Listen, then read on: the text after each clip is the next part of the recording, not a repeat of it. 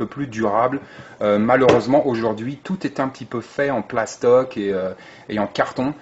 Donc c'est assez intéressant de redécouvrir en fait et d'incorporer à notre matériel des outils qui vont être construits d'une manière à durer dans le temps.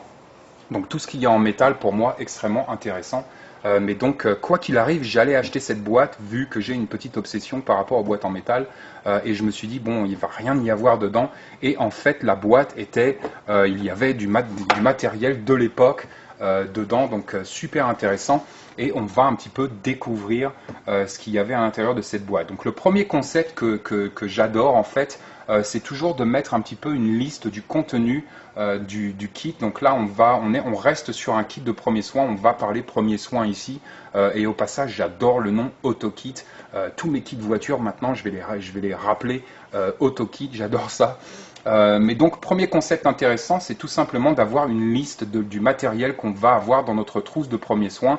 Tout simplement, si ce n'est pas nous qui allons l'utiliser, la personne qui va l'utiliser va pouvoir voir directement le contenu de ce kit de premiers soins, donc système et stratégie qui est toujours applicable aujourd'hui. Tous nos kits de premiers soins, et vous devriez avoir des kits de premiers soins, au moins un dans la voiture,